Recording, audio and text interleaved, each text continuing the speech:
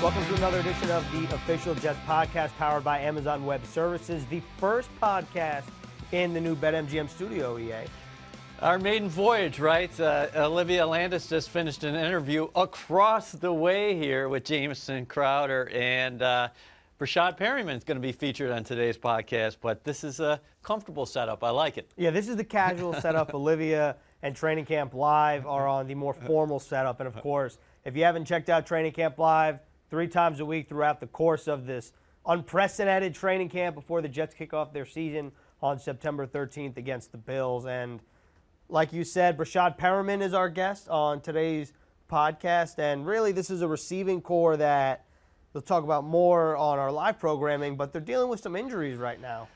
Yeah, unfortunately, you feel bad for the rookie, Denzel Mims. He's dealing with the hamstring issue, and that happened early in camp, even before we had an opportunity to go out and watch a couple of workouts. And everything's condensed right now. So Adam Gase talked about how valuable each and every rep is. And he's coming in and not only making a transition to the National Football League, of course, but making a transition to a new system. And then Vincent Smith is dealing with the core issue.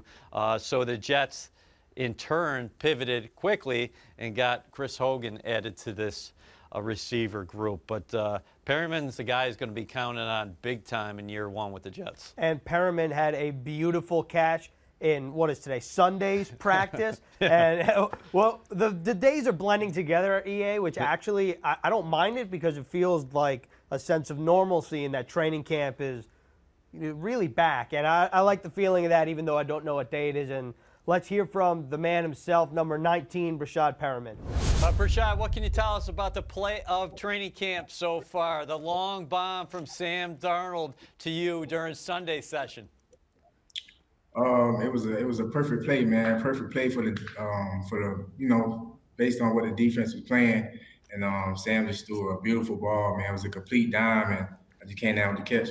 So what can you tell us about the coverage that you saw from your perspective, and where were you lining up when you released from the line of scrimmage?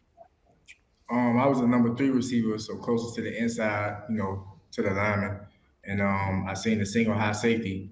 So I knew I had a corner route, so I knew I was going to have leverage on him, and, that this ball could potentially go up. And, God willing, Sam threw a dime, man. I just came down with it. Breshad, Adam Gase said that he was very impressed with the way that you studied in the offseason, the virtual meetings, and your level of detail. So can you kind of take us through what you did in the spring, joining a new team and making sure you learn the playbook so you can step in immediately and make plays? Man, I just take my time with it, man. Really just, like you said, just really focus in on all the details, the little things that, I know that you need to know in order to succeed in this offense. And, I'm still, it's still a little process. I'm still trying to get some things down, some details down, but, I'm just big on, trying to know what I got to do when I'm out there and not thinking so I can play, as fast as my ability. So what do you like about your quarterback? What do you like about Sam Darnold? You mentioned his long ball accuracy when you guys hooked up together, but we talked about it in the spring, Breshad, that you kind of like his personality, the way he takes charge. And with that being said, he's still kind of a cool guy, a chill player. Yeah, exactly, man. He's real chill. I love that about him, and I feel like I'm the same way. Like, I don't really do, too much talking. If you know me, I may talk a little more, but for the most part, he's just kind of cool and reserved, and I feel like he's the same way. He don't really say too much, but at the same time, you can tell he has great control over the team, over the offense, and I just feel like that's just awesome. Breshad, what can you tell us about when yourself and some of the skill guys met in Florida and worked out for the first time, and how helpful was that to finally put some things you were learning in the virtual meetings to practice? That was everything, man, to be honest. Just being on the computer all the time and, going over plays, it's good, but at the same time, you really have to go out there physically on the field and really go through this stuff. And, for us to get out there and really just, rep it together, start building the connection together, that I feel like that was everything. And that just, put us, that much further ahead of the curve. Who's someone flying under the radar when we look at this wide receiver group? You guys are dealing with injuries here early in training camp. Denzel Mims, Vincent Smith, those are a couple of guys who hopefully get back on the field pretty soon. But who might be flying under the radar? We know you're going to be stepping up not only in camp but the regular season. But give us a name or two. I can't give you just one or two, man. I feel like everybody, everybody who you want to expect, as far as I can sit here and name them, but I feel like our whole group, collectively, like even the younger guys, the undrafted guys, Jeff, J.U., Vincent, George, KJ, like I feel like everybody, really just coming in, stepping up and doing what they need to do, and I feel like it's showing, and if it hasn't shown, yet, it's going to show. Quick follow-up there. You just mentioned Jeff Smith. What does he bring to the table? He's still a younger guy himself, and I think a lot of fans might not know a lot about him. I feel like Jeff brings a lot to the table, man. He's fast, he's quick, really fast, and he has a lot of quick twitch. And the way he runs his routes is just so smooth, man. I always look at him and the way he runs his routes and the way he gets in and out of breaks, man, it's crazy. And I feel like he's definitely going to have a great season. Breshad, you had mentioned something earlier that you're a rather reserved guy. You like to hang out just kind of by yourself. But what do you like to do in your free time? Free time, let's see. I just go home, man, chill with my lady. May play some Fortnite on a day off. But, you can't, during this time, you really can't do too much. So I mean, on a typical, if we was living in a normal life, without the COVID, I'd probably go out to eat to some restaurants. I don't really do too much, man. Just like laying low. You're still on Fortnite, Breshad?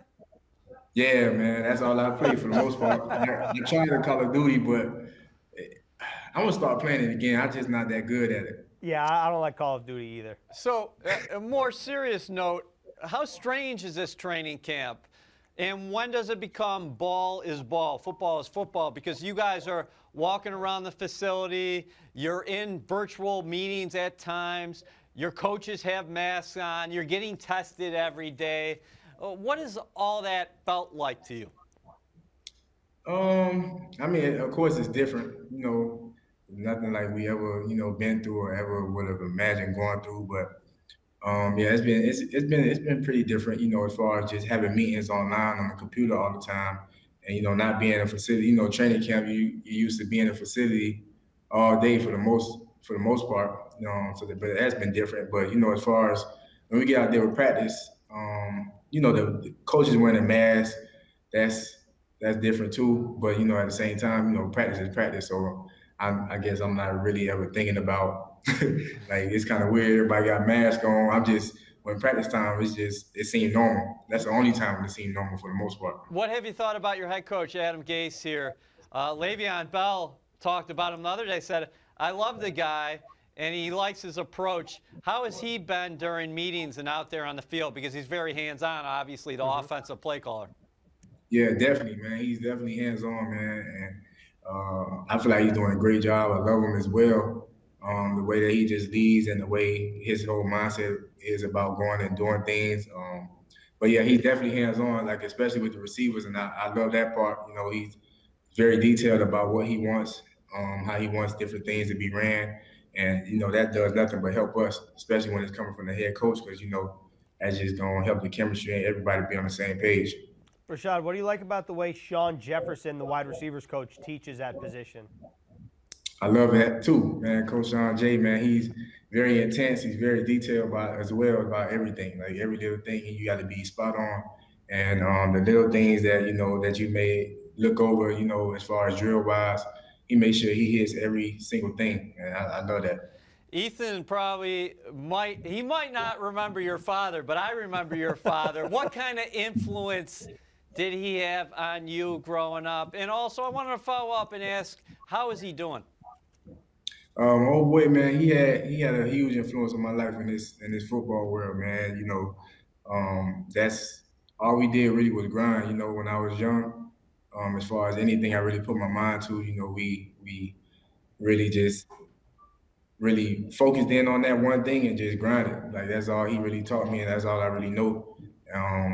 And yeah, and for the most part, he's doing good. He's here. That's all I can ask for. Breshad, this is the last question from me, but what has to happen for this receiving group that's relatively young and has a lot of new faces like yourself?